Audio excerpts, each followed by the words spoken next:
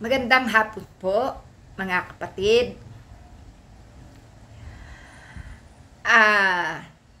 Ako po ay patuloy na nanood ng investigasyon sa TRICOM, no? Na ginawa ng mga taga-Quadcom. Ito po ay regarding sa mga investigasyon sa mga fake news maker at sa mga fake news vlogger at saka sa mga truth vloggers, no po. At isa na nga po dito si Attorney Enzo Recto ng Bunyog, ang aking sinubaybayan. Kasi titingnan ko rin kung ano ang kanyang masasabi dito. So, may katwiran naman yung sinasabi ni Attorney Enzo Recto, no? Regarding sa private at saka sa public figure. Okay. Biglang nakat ang usapin sapagkat ito pa lang si Congressman Marcoleta ay gusto ring magsalita. Ito ngayon, nagkaroon ng konting tensyon. At sa pagitan ng tinatanong at nagtatanong, tila baga merong daragan na nangyari, no? Kasi hindi maganda yung pagsasalita, ang delivery ng tanong ni Congressman Marcoleta ay isang parabagang nandadarag, no? Kasi ang salita niya, sagutin mo muna itong tinatanong ko, kailan ako nanlinlang sa taong bayan? Yun ang sagot niya. Siyempre, si Attorney Enzo, nagulat yan kasi hindi niya akalain na si Congressman Marcoleta pala nasagasaan niya sa kanyang pagbablog, ano? Bagay naman na siguro hindi naman magsasalita si Attorney Enzo ng ganon kung wala talagang narinig na hindi kaaya-aya sa pandinig ng tao at iisipin ng tao na niloloko lang sila, di po ba? So, ang salita po kasi ni Attorney Enzo is hindi ko matandaan, sabi niya. Pero bigla niya ring naalala na siguro daw yung nasabi niya tungkol sa ginawang rally ng INC. So, dito po kasi sa naging rally ng INC, ang sabi po kasi dito ay peace rally. Sabi naman ng iba, dapat daw ginawang prayer rally kasi involved ang religion. Ngayon, ang ginawa naman ni Marcoleta, dahil isa siyang INC, nagsalita siya sa stage, no? Nagsalita siya sa stage. At sinabi niya dito na hindi political rally ang kanilang ginagawa, no? Hindi daw political rally ang kanilang ginagawa. Nag-speech siya doon sa itaas ng stage. So, hindi po ba't ang isang politiko pag nagsalita sa itaas ng stage ay isa itong pamumulitika? Yan. Kaya nga tinawag po natin ang politiko, politikero. Once ikaw ay isang politiko, isipin agad ng tao regarding sa politika ang sasabihin mo. Yun po, ano? Hindi naman siya ordinaryong tao para sabihin hindi political rally yung ginawa niya. So, noong nagsalita siya bilang politiko sa itaas ng stage, noong kasalukuyang rally ng INC at tinawag na peace rally, tiniran niya dito yung gobyerno. Tiniran niya ang gobyerno at pati na mga taga-Quadcom. No? So, ano po ang masasabi nyo dito sa ginawa ni Congressman Marcoleta? Ito po ba'y isang panlilinlang na matatawag ang sinabi niya na hindi daw ito political rally, pero siya'y nagsalita bilang politika, bilang politiko, at namumulitika siya.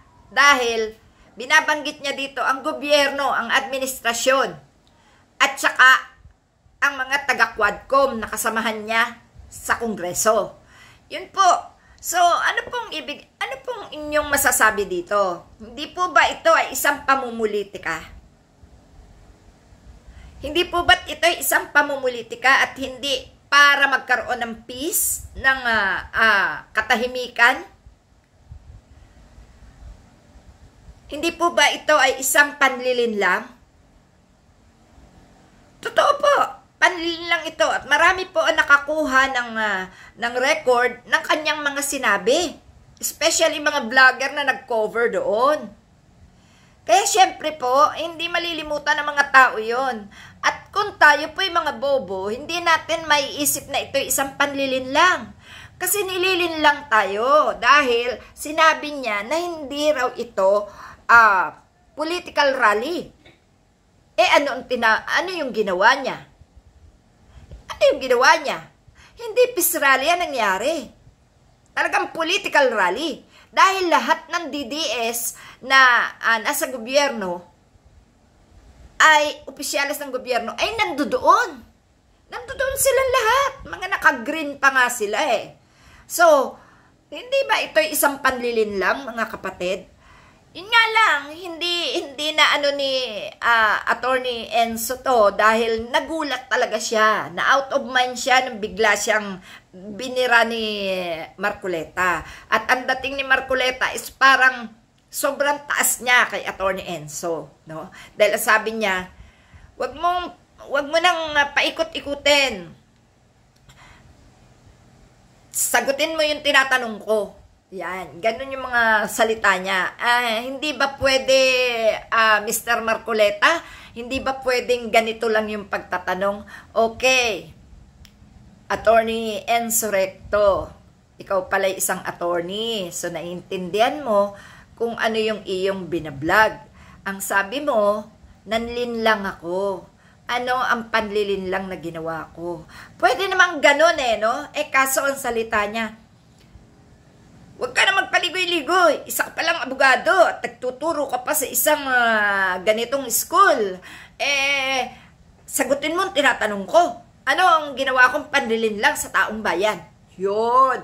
So, parang nagpuprovoke na siya na magkaroon na ng tensyon at magkaroon na ng sagutan. Buti na lang, very cool pa rin ito si Attorney Enzo. No?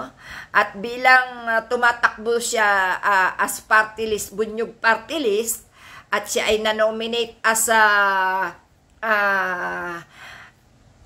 candidate ng Bunyog party list sa Kongreso, is dinaan niya pa rin ito sa mahinahon. So, yan po yung masasabi natin na kapag hawak talaga ni Duterte, puro pandadarag ang alam nilang gawin. Nadarag dito si Attorney Enzo, kaya ganun. At hindi niya talaga, yung way kasi ng kanyang pananalita, hindi approachable sa isang taong tinatanong. Mabuti na lang at hindi si Attorney Enzo pikon. Hindi rin siya madarag na tao. Malumanay siya, no? Kung kaya't walang nangyaring masamang sagutan. Explain lang ang kay Attorney Enzo, pero ang kay Marcoleta is panunumbat, no? Panunumbat. So, ito nga po yung kay hindi ko pala maaano to. Wait lang. Hindi ko pala dahil nasa cellphone ko pala yung video kung saan po si Attorney Enzo ay sinumbatan ni Marcoleta. Okay. Ito pa po, no? Ito naman si Bato de la Rosa. Nung isang araw lang po ito. Ang sabi ni Bato de la Rosa is ito. Ito, isa pa to Sabi niya, sa totoo lang, halika dito sa Davao. Dalhin kita sa bahay ng mga piatos. Yan ang hamon ni Senador Ronald Bato de la Rosa tungkol sa tanong kung may totoong tao na piatos ang apelyido sa Davao, no? At eto nga, meron pang screenshot lang kasi to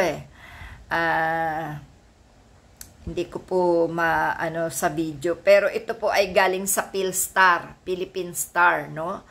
At ito nga po, may pirma pa dito na Mary Grace Piatos ang nakalagay. Ayan. Ayan po, oh. May pirma pa sa baba. Received by Mary Grace Piatos. So, ang masasabi po natin dito is ganito. Kung talagang may piatos sa Davao at kilala ni Ronald Bato de la Rosa, ibig sabihin, pwedeng ituro ni Ronald Bato de la Rosa, itong si Mary Grace Piatos na sinasabing tumanggap ng confidential fund na budget. Ano po? Kung totoo, nakilala ni Bato de la Rosa, itong si Mary Grace Piatos, may alam si Ronald Bato de la Rosa. At kailangan, siya mismo, bilang senador, kung siya ay may malasakit sa pondo ng bayan at sa gobyernong ito ng Pilipinas, bilang senador, siya mismo dapat ang magharap kay Piatos. At siya mismo ang mag-witness dahil siya, kilala niya pala ang mga Piatos. So, yun lang po mga kapatid, no? Ang sabi niya, sa totoo lang, halika dito sa Davao, dalhin kita sa bahay ng mga Piatos. Yan ang hamon ni Senador Ronald Bato de la Rosa tungkol sa tanong kung may totoong tao na Piatos ang apelyido sa Davao. Yan. Pero narinig ko rin to, nanggigigil siya habang nagsasalita. Kung gusto nyo, samahan ko kayo sa Davao. Samahan ko kayo sa bahay ng mga Piatos. Maraming Piatos sa Davao. So, kung may Piatos talaga doon, pues, pasamahan sa NBI, pasamahan sa kapulisan, pasamahan sa DILG, itong si Ronald Bato de la Rosa, papunta sa bahay ni Piatos. Kasi hindi titigil tong mga to ng mga pagtatanggol kay Duterte kung hindi kung hindi ito patutunayan, no? Ang kanilang mga sinasabi. So yun po mga kapatid ang maibibigay ko ngayong hapon. Thank you so much po at abangan pa po ulit natin ang mga susunod na kabanata sa buhay ng ating gobyerno. Salamat mga kapatid. Samot-sari, po. Alam nyo po, sa totoo lang, nawala na ang issue sa ating ekonomiya. Napunta na dito, iba't ibang klase na yung mga pinalalabas nilang issue. Alam nyo, hindi na rin maganda ito no? Una, Pogo, EJK, war on drugs, mga budget. Ngayon naman, mga vloggers, mga ano po ba talaga? Ang daming problema ng bansa, no? So, ang ibig ko po sabihin, isa-isahin, nalutasin. Paano nyo malulutas yan iba't ibang issue? Pagtapos ng isang issue, wala na. Pagtapos ng isa, wala na. Natatabunan ang mga main issues, lalo na pagdating sa kabuhayan ng taong bayan. Yung ekonomiya natin, ang nawala, ang issue. Pero ang nagdudusa, taong bayan. Tayo po ay hirap na. Wala na po nabibili sa ating halagang 500 sa ating 1,000. Pero sila, andun, puro investigasyon, puro kagulo, lahat.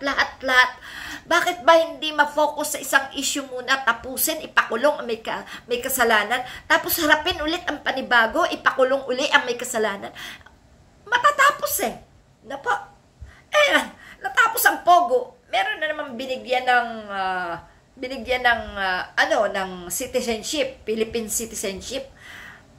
Paano matatapos itong problemang ito, mga kapatid? Kaya dapat talaga itaob lahat. Itira na lang ang presidente muna at bahala na yung presidente sa mga susunod na senador ng mga bago. Bahala na sila muna magsama-sama. Lahat yan, alisin na muna kasi nakakarindi na sila talaga. Walang kakwenta-kwenta na tong mga nangyayaring tong paglutas sa problema. Hindi na Kanya-kanya ng kanya-kanya ng pagalingan. Wala naman sila. Buti pa si Senadora Riza Ontiveros na ipakulong si Alice Go at saka si Kibuloy. Eto, wala pa wala talaga. Ngayon naman, eto na naman. Pati naman mga vloggers na, di ba? Ewan ko. Wala namang sumipot at ang balita ko bumuwelta itong mga DDS vlogger. Nagsampay yata ng demanda at ang sabi yata ay unconstitutional daw yung ginawang pagpapatawag ng Quadcom. No? Mga taga-Quadcom yata ang kinakalaban nila. Kaya may mga nagsusulsul dyan sa mga hudas na yan. Kaya ayan, ay marami na naman. Haharap na naman sila sa mga kasuhan. Diyos ko, wala na po. Natapos na ang ating bansa sa puro kasuhan. Walang nangyari. Ang ekonomiya ay lubog na. Salamat mga kapatid.